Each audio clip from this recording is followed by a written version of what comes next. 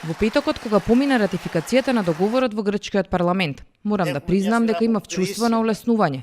Меѓутоа преку викендот и откако почна оваа седмица, свеста се насочи кон неговото спроведување, вели оној што го потпиша договорот, министерот за надворешни работи Никола Димитров. Во разговорот со него, фокусиран токму на спроведувањето на договорот и на следните чекори, неколку пати повтори дека не чека многу работа. А работата е поделена во два крупни елементи, вели Димитров: административен и реален, или како што метафорично појаснува, мостот кој беше изграден со договорот помеѓу двете земји да фати корен, односно да прерасне во стратешко партнерство. Вчера на владина седница беше донесена одлука за формирање на меѓуресорско тело, кое што треба да подготви акциски план за спроведување на договорот. Кои ќе бидат првите точки на кои што ова тело ќе се фокусира? МНРК има една важна улога тука визави договорот. И тоа е една голема работа. Некои работи ќе бидат брзо завршени, некои работи подолго. Договорот има прави дистинкција на постоечки документи, каде што се други рокови, новите документи, каде што се други рокови. Има една синтагма разумна административна практика, она што ние го нарекуваме разумен рок, да речеме патните исправи што ги имаме сега, се со Република Македонија. Дали ќе треба нов тендер, кога тој тендер би можел да се реализира, сето тоа треба да се испланира. И тоа тело многу брзо ќе се состане и ќе почне да работи. И ќе дава обврски на сите државни институции. Вториот дел зборува за воспоставување стратешко партнерство меѓу нашата Македонија и Грција. Изборува за економска соработка, безбедносна, практично во сите области. Енергетика, здравство, прекогранична соработка. И ќе треба многу да се вложи за договорот да заживее во реалноста, со цел за некое време со ваква политика и противниците на договорот од двете страни на границата да го прифатат како свој, за да бидат и тие победници. Владата во Атина покажа силна волја за постигнувањето на договорот. Какво е таму расположението за спроведување на останатите обврски освен промената на името? Let me start by saying that this is a historic agreement. People have said that again and again and again.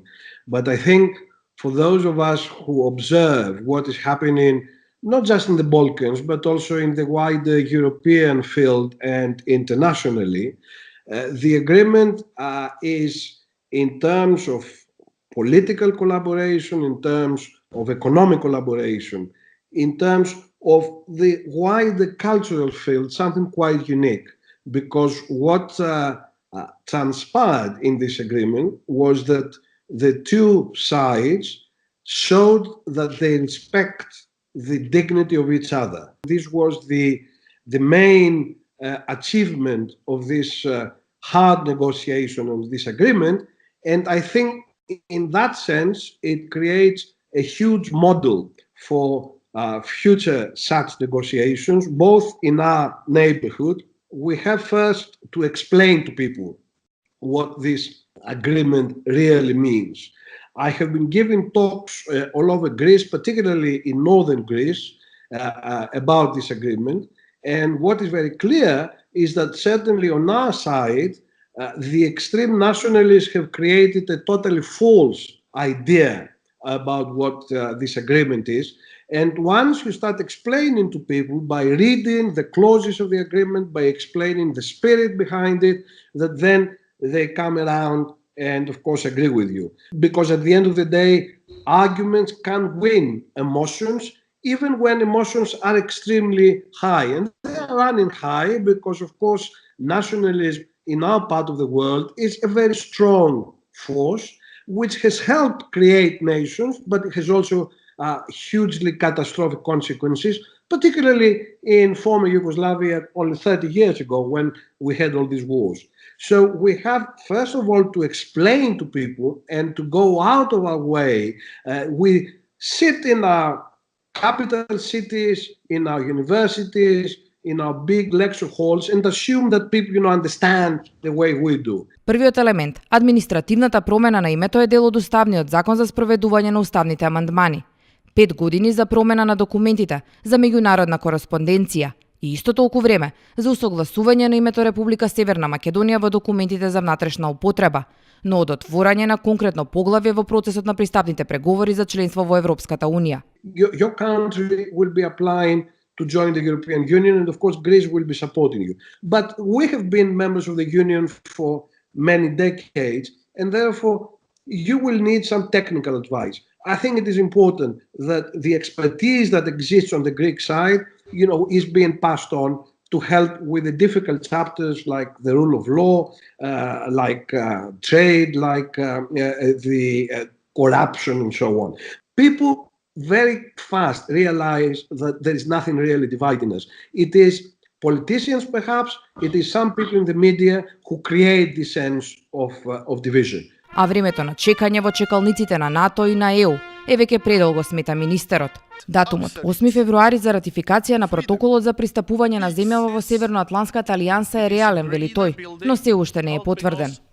Бидејќи многу долго чекавме и на некој начин нашето членство во НАТО алијансата е незавршена работа не само за нас, туку и за земјите членки, мислам дека денес, утре, ќе дознаеме кога ќе биде чинот на подпишувањето. Ние ќе имаме една церемонија во седиштето на НАТО, каде ние ќе бидеме присутни. Со тоа, 29 земји членки практично го менуваат договорот од Вашингтон, прават место и за нас, и ќе оди на ратификација во нивните парламенти, прво во Атина, а понатаму и во другите земји членки. That will come to the Greek Parliament, to the committee I head early next week, and by the end of the week it will have gone to the full chamber and we will have the ratification. I mean, obviously we had difficulties with the main press agreement, but we went through them, and I think a good majority in Parliament voted for this agreement. I think in the parliamentary debate it became very clear how important it is that this agreement is finally ratified and we move forward. We had our splits, you had your splits, we had our difficulties, you had our difficulties. I think now it is time to, once the agreement is finished, the protocol has been ratified, to move forward. Членството во НАТО и датумот за почетокот на преговори со ЕУ се најголемиот државен интерес во моментов, потенцира Димитров, и таму треба да биде фокусирана неговата енергија и енергијата на сите државни органи за да ја остварат шансата која Македонија ја доби со затворање на спорот со Грција, вели министерот.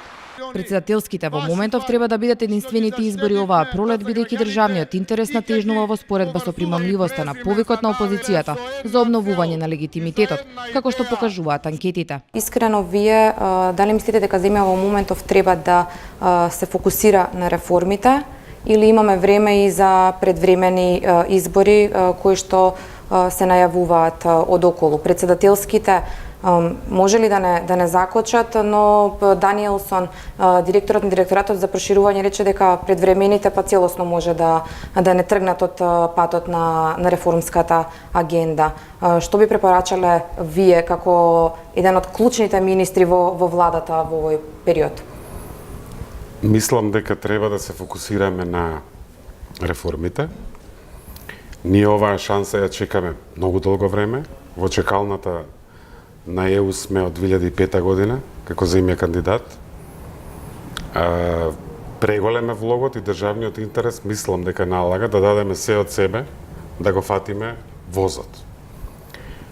И во таа смисла, предвремените парламентарни избори значат сепак различно собрание во однос на имање само председателски избори, значат и техничко-пржинска влада, и технички премиер,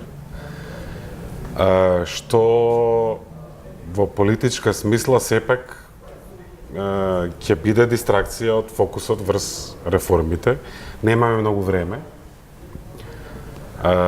Извештајот на Европската комисија, кој што веќе се подготвува, ќе го опфати февруари, ќе го опфати март, можеби дел од април, и ние во овој период мора да се фокусираме да направиме што повеќе аргументи во смисла на конкретни чекори и во законодавниот дом, меѓутоа и во реалноста, за да имаме што е можно подобар извештај, за да биде тешко за било која земја членка да не биде дел од консензусот, Македонија да почне пристапни преговори.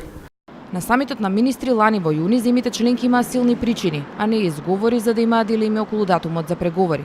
Слаб напредок на реформи во јавната администрација, судството, разузнавачките служби и борбата со корупцијата.